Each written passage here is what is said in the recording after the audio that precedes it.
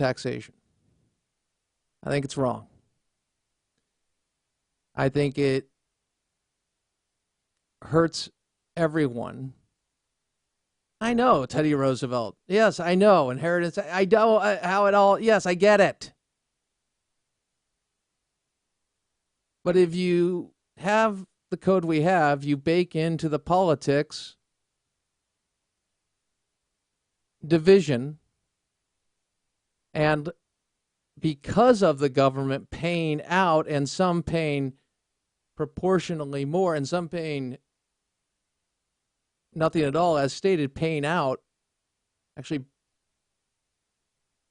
benefiting from the tax code that way, it will not register the cost of government. Now, government, I think, would like the progressive tax code because they're into protecting power. Not all, but see, here's the thing. I factor in human nature to the equation. Well, yeah, that makes you a genius. No, it doesn't make me a genius. According to the left, if I do that, I might as well be dragging my knuckles. But I don't believe we escape that. I think people act in their own self-interest. And we see that with the growth of government. And when we talk about reforming government, oftentimes we get straw man arguments of taking away everything. We also get the presentation of how people have benefited from government, and it's government that has made the United States successful. Let's break this one down real quick. U.S. soldier, U.S. armed forces, the people who've defended the United States has allowed for the security for us to be successful. Let's be clear, okay? That is a function of the federal government. It's actually why governments form in the form of protection, but that goes into a totally different conversation. I want to move to the idea of the role of government, your dreams. You have dreams, right? God put something on your heart. He's given you gifts. I know you do. I know you do. Because you are a unique creation. In His image. That's what we are. And so with those dreams, I want the opportunity to make those things happen. Now, so many of us, me included at times, certainly. When God puts something on your heart, He gives you the bicycle, but you got to pedal it. I have a tremendous respect for people who are small business owners of any kind, quite frankly, people who start businesses. What a risk. Maybe it was because I saw what my dad did and the risk he took. Maybe it was the fact that I've seen it demonized and people taking the success of others and belittling it, denigrating it. Maybe it's because of these types of comments. And that would be clip number 1. Roll it. If you've been successful, you didn't get there on your own. You didn't get there on your own. I'm always struck by people who think, well, it must be because I was just so smart. There are a lot of smart people out there. It must be because I worked harder than everybody else. Let me tell you something. There are a whole bunch of hard-working people out there.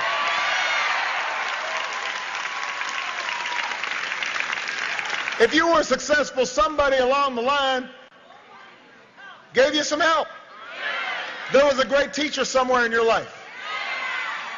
Somebody helped to create this unbelievable American system that we had that allowed you to thrive. Somebody invested in roads and bridges. If you got a business, you didn't build that. Somebody else made that happen. I'm confused because I pay for the roads and bridges, as you do. Now, understand, I think I'd be perfect for his rhetoric because I'm not looking at the top percent. We look at that, we say the vast majority of us are doing our best to get by, pay our bills, and succeed. The love of money is the root of all evil. Let me repeat that. The love of money is the root of all. Money is not evil in itself. Could be good to help out people in need, rescue women and children out of sex slavery. The love of money, yeah, root of all evil. When I think of the love of money, I look at the 10th commandment and I think, oh, wow, violating that and coveting what others have. Yeah, that's something. I'm just, you see, I'm breaking this down. 1-888-589-8840. 1-888-589-8840. Let me know what you think about paying taxes. Are you happy with the current tax code? Would you change it? 1-888-589-8840. You don't have to be an accountant to answer this question. My question is, do you think the tax code as it is fair? Things are just swimming the way they are. 1-888-589-8840. 888-589-8840. We're going to take your calls. They have paid tax today. Also, feel free to talk to me about your dreams, what you want to do, and what President Obama just said, because I have met small business owners and I've met mid-level business owners and large business owners, and you know what? They work very, very hard. See, the idea is that if I have to pay so much in taxes and that goes up as I produce more, that means I have to work more hours, spend more time at work as opposed to with my family. That's not something I want to do. That's just another point to it all. But hey, let's go to your phone calls. Tom in Texas. Tom, welcome. Hey, welcome, Crane. Great to be with you. Your thoughts on the tax code? I think these taxes are a way they have of moving wealth from the workers to the non-producers. It's the quickest, easiest way, and I don't like to pay taxes and then watch them waste the money. If they were doing a better job, I get real fearful. I'll be honest with you. On April the 15th, yes, until my accountant gets through with my taxes, last year we had to pay in an enormous amount, and we'd paid in already all year long. And this year I got a little rebate back, but it's the first in many, many years. And it was because we lost money in our business this year. But it gets old, and I do wish we had a fair tax or a flat tax, but I don't see it coming because our politicians are corrupted by this tax system that we have right now. That's the way they get reelected. Tom, I hear you in so many ways. Stay with me for a second here, because I've got to ask you, you run your own business, it sounds like. Yes. And tell me, when the president made that comment a couple of years back, what was your response to that? Well, I think every business owner that's successful does every job. He's a floor sweeper. Amen. He's the salesman. He's the first one there and the last one to leave. Amen. And he takes it home with him. And he sleeps on it, and God gives. I believe that God gives us direction, but you have to work to make a success in business. And no, I took offense to that. Yeah. I really did. There are a lot of smart people, and there are a lot of people that work, and there are people that work real hard and don't make it. I understand that. But every successful business person, I believe, has done his homework as far as working. It's not an easy thing to run a business. No, it is not. Tom, first and foremost, I'm honored that you listen to the show. I'm not patronizing you, but it is an honor to speak with you. And I think you speak for so many. And they need a voice. You need a voice. We all need the voice. I would take one exception in a good way. I think there is going to be change in the tax code. I think the movement is growing. We're going to talk to Pete Sepp about it at the top of next hour. because we have seen what government can do. We've gotten the full frontal of government overreach and the demonization of business and businessmen and women and the free market. And I think America's ready for change. At least that's what I'm hoping for. Hey, Tom, thank you. I enjoy your show. Appreciate it. Thank you very much. Great to be with you. 1-888-589-8840. 1-888-589-8840. Your thoughts on the tax code, business, the comment of President Obama. You all can just weigh in on this one. Your dreams, what you want to do. How is that impacted by the rhetoric you hear and policies? Adam, Ohio, welcome. What? How you doing, Crane? Good to talk to you. Good to talk with you. Every night driving home from work. I think you're a great man, and keep striving. Oh, wow. But what I would like to say is I think that your quote was perfect. Well, it wasn't your quote. God's quote was, the love of money is the root of all evil. And I think people need to realize that money is actually what's controlling people's lives. And unfortunately, the people that run the money show they are run by evil. And if we can just come together in small communities, get away from federal taxation, get away from the Federal Reserve, and start getting back to our roots of what made this country great, and that's just simple simplicity, love for Christ, and love for one another. Adam, that's all I really had to say. Okay, but real quick, I just wanted to ask you this question, because I don't know about the people running the money. I know the people printing the money. We know who they are to a degree, and we know what that does to the value of money. But what I'm getting is the idea is to bring things back to localize things, not have the power of the federal government. Now, I'm taking license with your comment. You can disagree, and I don't mean disrespect by it.